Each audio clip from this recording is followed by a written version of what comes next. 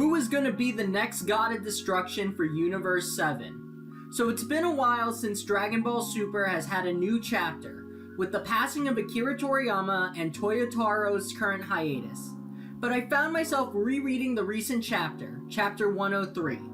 Specifically, I noticed a line where Beerus and Whis were talking about Gohan's new beast form and discussing if Gohan would be suitable for a God of Destruction candidacy. This led me to wonder, of all the powerful fighters just existing in Universe 7 now, which ones would be the most suitable for God of Destruction? For this video, I'm going to be creating a tier list of all the current strongest fighters in Universe 7 and determining who has the highest odds at being the next God of Destruction. But before we continue, it looks like Lord Beerus is about to destroy the planet. Quick, smash that subscribe button. It'll summon a delicious ice cream dessert which will pacify him. Did you press it yet? Hey, at least someone did. Thank you to those who subscribed. You really showed the world champ difference. Anyway, back to the video. So as I mentioned earlier, we will be creating a tier list of all the current and relevant fighters of Universe 7 and determine who has the highest odds of being the next God of Destruction. Listing things out from having no chance at all the way to absolute certainty that this fighter will be a God of Destruction candidate. Now to determine who has the best odds, we have to determine what are the key traits a fighter must possess to be a God of Destruction candidate. Luckily, we have a God of Destruction candidate as a reference, being the Universe 11's candidate, Toppo, from the Pride Troopers. From Toppo, we notice some key traits sprout out. First, the God of Destruction candidate has to be an incredibly powerful fighter. Toppo is deemed the second strongest fighter in his universe, and is shown from his battles in the Tournament of Power.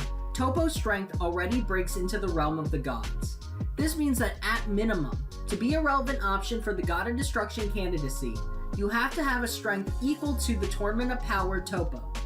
Second, it seems that God of Destructions have the ability to put aside their humanity and morals for the sake of destruction. We see with Toppo in the anime, and Beerus' explanation in the manga, that to achieve the Hakai technique, or the destructive key related to destroyers, one has to throw away what basically grounds them to their humanity. For Toppo, he has to throw away his sense of justice, and this makes sense since destruction energy isn't supposed to be morally good or bad, but rather an absolute truth of the universe. Now, it should be said that this denouncing of one's humanity is not set in stone. We see the various gods of destruction cling on to some personality or humanity. Beerus and Champa love food and naps. Universe 2's God of Destruction holds on to some sense of beauty. Universe 11's God of Destruction holds on to his beliefs of justice. Universe 4's God of Destruction prioritizes more sneaky intentions. And even Universe 9's God of Destruction dislikes destroying things. Kind of feels like the wrong job to take up then, but anyway. The TLDR. When these gods need to tap into the energy of the destroyers, it seems they have to be able to at least briefly put away their humanity. Now, these are the two main elements needed for a God of Destruction candidate. However, I will suggest one more category, which is if it makes sense narratively for this fighter to be the God of Destruction. See, certain characters may be able to put their moral compass aside and be strong enough to become a God of Destruction, but it might not just make any sense for them to do so. Think about Jiren. He's definitely strong enough to be a God of Destruction, and outside of his desire to bring back his fallen master, it's unlikely that Jiren would have any other factors limiting him from tapping into Hakai energy. But Jiren just chooses not to make himself a God of Destruction candidate.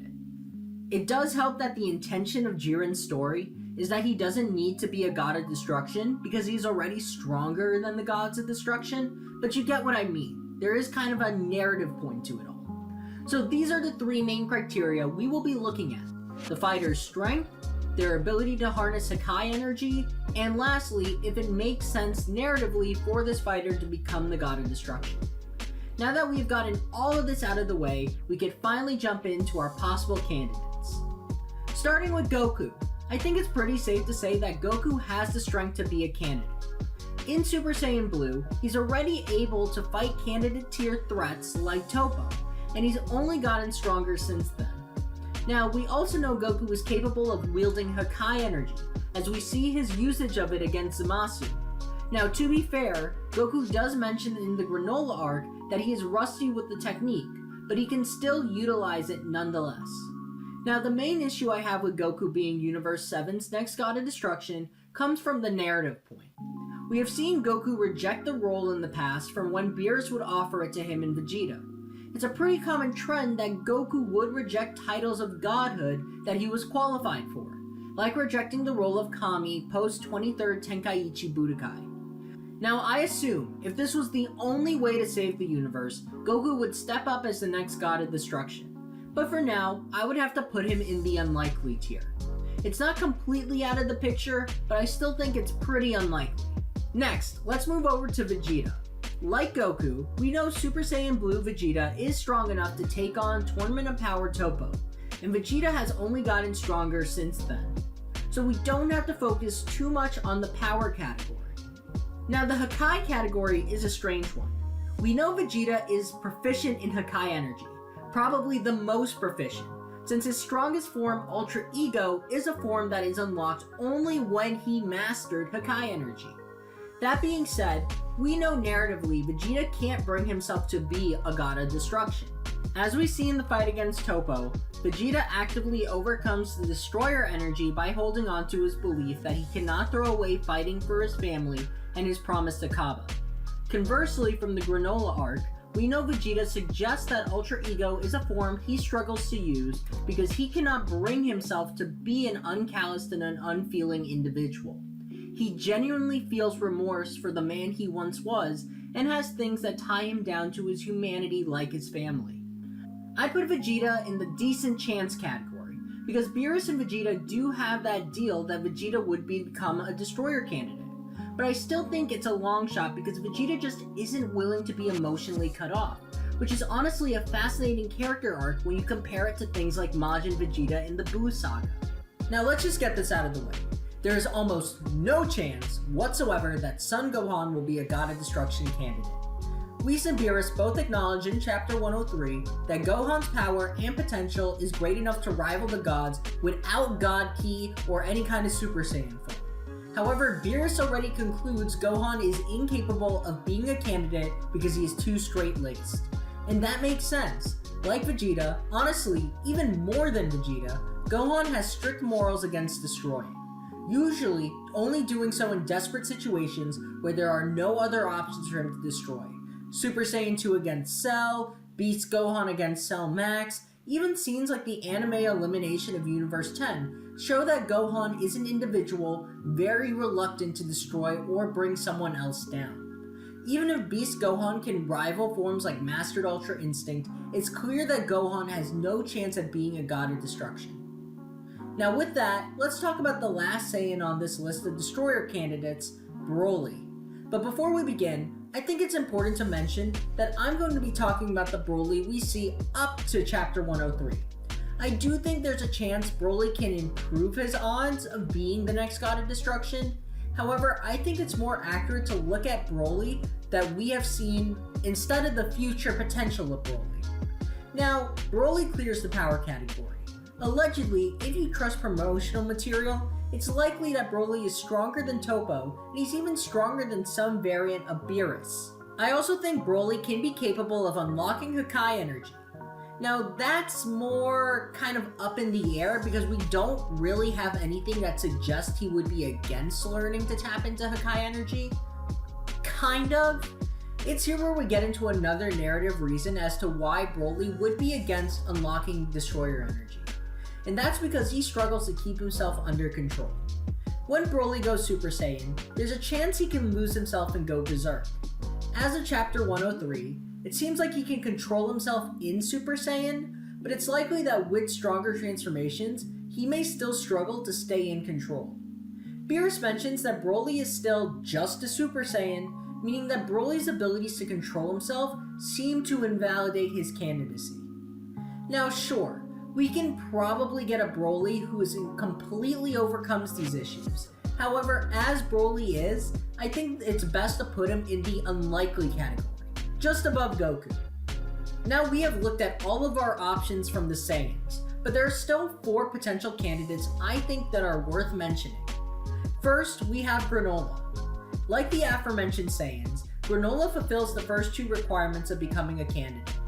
First, Granola's wish to be the strongest in the universe clearly puts him above Tournament of Power Toppo, since he can take on MUI Goku and UE Vegeta.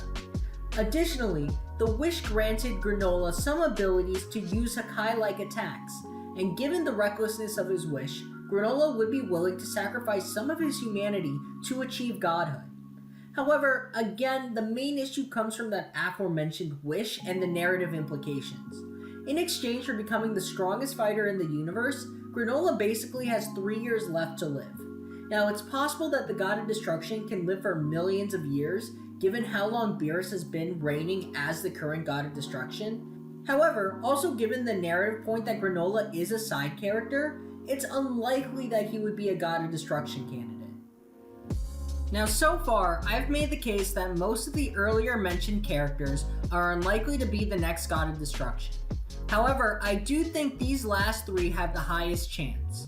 Back to the realm of more familiar and frequently seen characters, we have Piccolo. Now, as of Dragon Ball Super Superhero, Orange Piccolo is said to be at least around Super Saiyan Blue Goku and Vegeta, therefore he just barely makes it into the strength category. Additionally, though we never see Piccolo use Hakai energy, I'd argue he's in that area of being capable enough to wield the technique. Sure, Piccolo may have moral reasons to not wield destruction, such as turning away from being Earth's greatest villain to one of its greatest guardians, and he seems to have found a place of belonging with the Son family. But I think Piccolo is reserved enough where he would throw away his humanity for the greater good in a way very much like Toppo.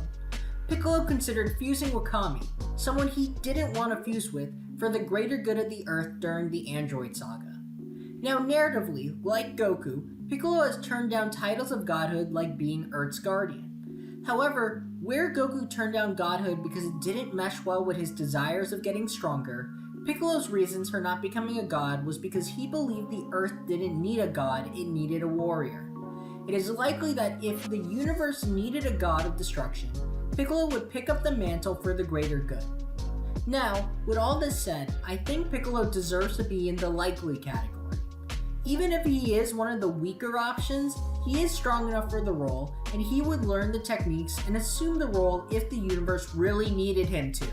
Now, with that all said, depending on the next few arcs and how they go, Frieza might have the best shot at being the God of Destruction. Now, can he get sent to the other worlds, or can he overthrow Beerus? Who knows? But he's clearly strong enough to one-shot MUI Goku and UE Vegeta. Kind of. And he clearly shown an interest and desire in the position. And, as I just mentioned, narratively, it would be interesting if Frieza, as an antagonist, becomes the God of Destruction. So let's put him in the likely category with Piccolo, but you could also put him in the very likely tier as well. This leaves our last option, Oob. And I mainly wanted to add him in because it's been years and we haven't had anything with him recently. Now, you would think Oob isn't strong enough to fulfill the first criteria. However, he kind of is. During the Moro arc, when everyone lent their energy to Goku, it could only bring him up to about Super Saiyan Blue. Yet when Oob gives his energy, it not only helps him enter Mastered Ultra Instinct, but it also gives him some giant energy avatar. Oob's latent strength seems insanely high. Now, it's less likely that Oob would be willing to learn Hakai and leave the Earth because he does have a family and community on Earth that he cares about. However, I think out of all the characters I have already mentioned, Oob has the most interesting narrative reason to becoming a God of Destruction. Oob is the reincarnation of Kid Buu, the being that was said to be the living embodiment of destruction.